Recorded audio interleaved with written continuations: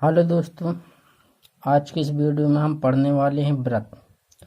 व्रत किसे कहते हैं, व्रत की त्रिज्या क्या होती है, व्रत का व्यास क्या कहलाता है, व्रत के क्षेत्रफल और परिमाप से संबंधित जो भी जानकारी है आज के वीडियो में हम सब कवर करने वाले हैं।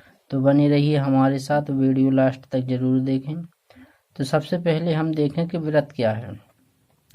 व्रत एक निश्चित बिंदु से निश्चित दूरी पर स्थित किसी अन्य चर बिंदु का परिपथ है। जो हमारा निश्चित बिंदु है ये क्या है, एक निश्चित बिंदु, और निश्चित बिंदु से निश्चित दूरी पर मतलब समान दूरी पर स्थित एक परिपथ, ये व्रत कहलाता है। तो इस निश्चित बिंदु को हम कहेंगे व्रत का केंद्र। क्या कहेंगे? केंद्र। यह बिंदु क्या हो गया? केंद्र हो गया, जिससे सब व्रत की क्या दूरी सदैव क्या रहती है? समान रहती है। और इसके बाद वह निश्चित दूरी त्रिज्या कहलाती है। अब ये तो हो गया हमारा बिंदु, और ये निश्चित दूरी क्या कहलाती है? त्रिज्या कहलाती है। देखो निश्चित दूरी ए है हमारी, जैसे हमने मान लिया ओ हमारा केंद्र है और पी हमारी निश्चित दूरी हो गई। तो ओ पी कैसी होगी? सदैव कैसी होगी? समान होगी। ठीक। वह बिंदु परिपथ परिधि कहलाता है। ये हमारा बिंदु जो परिपथ है इसको कहेंगे हम परिधि। क्या कहेंगे? परिधि। ये हमारी हो गई परिधि। ठीक। और इन निश्चित दूरी क्या थी हमारी? त्रिज्या थी।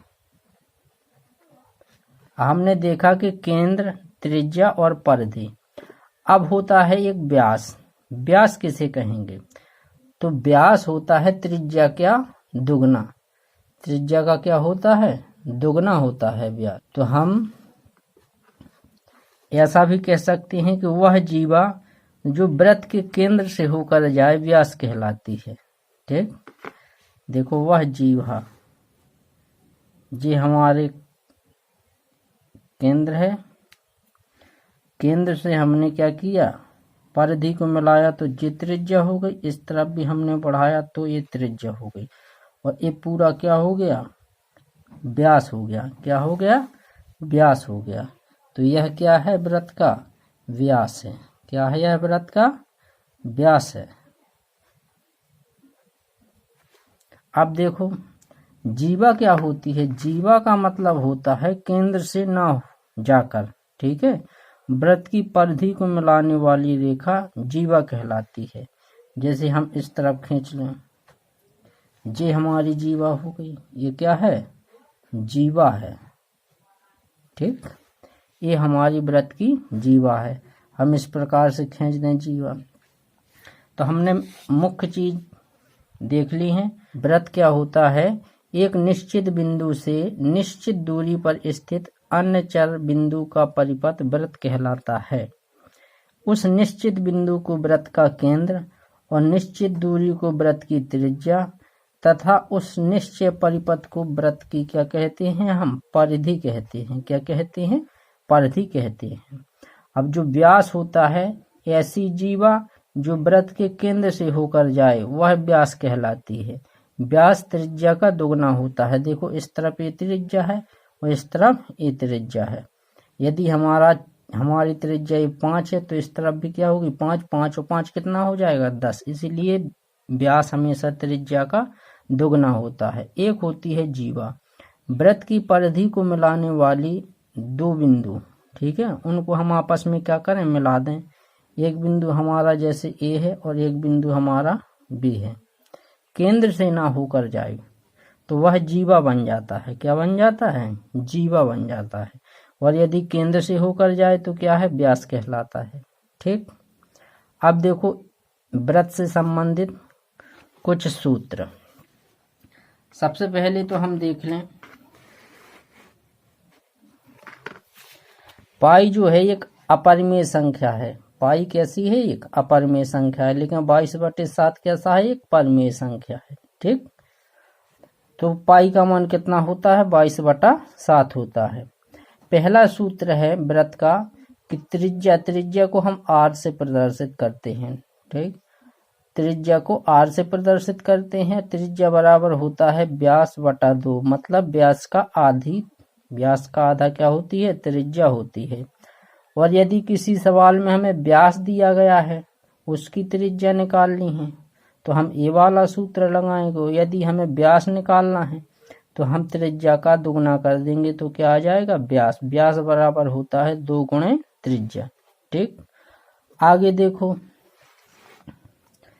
वृत्त का क्षेत्रफल बराबर होता है पाई आर स्क्वायर।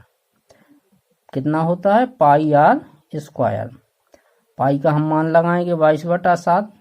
आर क्या है, त्रिज्या है। त्रिज्या का मान रखकर उसका वर्ग कर देंगे, फिर आपस में क्या करेंगे, इन दोनों का गुणा करेंगे, तो क्या आ जाएगा, वृत्त का क्षेत्रफल आ जाएगा। अब देखो वृत्त की जो परिधि है, वृत्त की परिधि बराबर होता है 2 पाई आर। ठीक, तो आज हमने देखा कि वृत्त की क्षेत्रफल और वृत्त की परिधि, इनसे संबंधित सूत्र, और अब हम देखेंगे इनसे संबंधित सवाल। हमारा सवाल है, किसी वृत्त का व्यास 14 सेंटीमीटर हो तो वृत्त का क्षेत्रफल एवं वृत्त की परिधि ज्ञात करो। हमें क्या ज्ञात करना है, वृत्त का क्षेत्रफल भी निकालना है, वृत्त की परिधि भी निकालना है। हम सबसे पहले यहाँ देखें कि हमारी जो सूत्र है उसमें आर दिया रहता है, लेकिन यहाँ क्या दिया है, व्यास दिया है। तो पहले तो हम त्रिज्या निकाल लें। तो सबसे पहले त्रिज्या बराबर क्या होगा, इसको हल करें। त्रिज्या बराबर होता है व्यास बटा 2। अब इसमें क्या करें, व्यास का मान रख दें। व्यास हमारा कितना है, व्यास है 14 बटे में 2, तो त्रिज्या कितनी आ जाएगी, त्रिज्या हमारी आ जाएगी यानी कि 7। 2 का भाग देंगे 14 में, कितनी आ जाएगी, 7 आ जाएगी। ये 7 क्या है, आर का मान है, यानी आर बराबर कितना आ गया, 7 आ गया। अब हम सवाल को हल कर सकते हैं आसानी से, क्योंकि हमें त्रिज्या का मान पता हो तो हम फिर वृत्त का क्षेत्रफल और परिधि ज्ञात कर सकते हैं। तो सबसे पहले हम देखेंगे वृत्त का क्षेत्रफल। तो वृत्त का क्षेत्रफल का सूत्र क्या होता है, देखो, वृत्त का क्षेत्रफल बराबर होता है पाई आर स्क्वायर। अब इसमें हम मान लगा दें। पाई का मान हमने देख लिया कितना होता है, 22/7। आर का मान कितना है, आर देखो हमारी 7 है, 7 का क्या है, वर्ग है।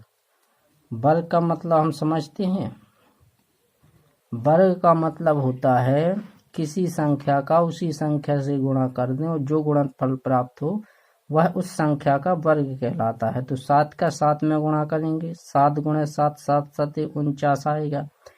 यदि हमको इस प्रकार से नहीं करना है तो हम 7 को कितनी बार लिख सकते हैं गुणा के रूप में, 2 बार, क्योंकि घात कितनी है, 2 है।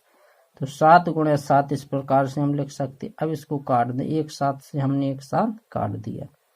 अब क्या है, 7 का गुणा करवा दें 22 में, 7 दूनी 14, 7 का इसमें करवा, 7 दूनी 14, एक हासिल थी, कितना आज गया, 15। अब मात्रा क्या होता है इसका, वर्ग। और मीटर है तो मीटर, और सेंटीमीटर है तो सेंटीमीटर, वर्ग सेमी है तो सेमी। ठीक, यानी कितना आ गया, 154 वर्ग सेमी। अब देखो हमें निकालना है वृत्त की परिधि। तो वृत्त की परिधि के लिए वृत्त की परिधि वाला सूत्र लगाएंगे। तो वृत्त की परिधि का सूत्र क्या होता है, 2 पाई आर। अब इसमें मान लगा दें, 2 पाई का मान 22/7, आर का मान कितना था, त्रिज्या कितनी थी, 7 थी। अब 7 से 7 क्या है, निकल गया। 22 का गुणा करवा दें 2 में, तो कितना होगा, 22 दूना 44 सेंटीमीटर। ठीक, तो हमारी परिधि कितनी आई, 44 सेंटीमीटर, और हमारा क्षेत्रफल कितना आया था, 154 वर्ग सेंटीमीटर। सबसे पहले हमने क्या निकाली थी, त्रिज्या निकाली थी, 7 आई थी। ठीक है, और सवाल में यही पूछता था क्षेत्रफल और वृत्त की परिधि ज्ञात करो, सवाल में यही पूछा था। आज की वीडियो में इतना ही, मिलते हैं अगली वीडियो में, तब तक के लिए नमस्कार। और यदि वीडियो पसंद आई हो तो वीडियो को लाइक, शेयर और चैनल को सब्सक्राइब जरूर करें। इसी प्रकार की मैथ डेली पढ़ने के लिए आप हमारे चैनल कमाल की मैथ से जुड़ जाएं।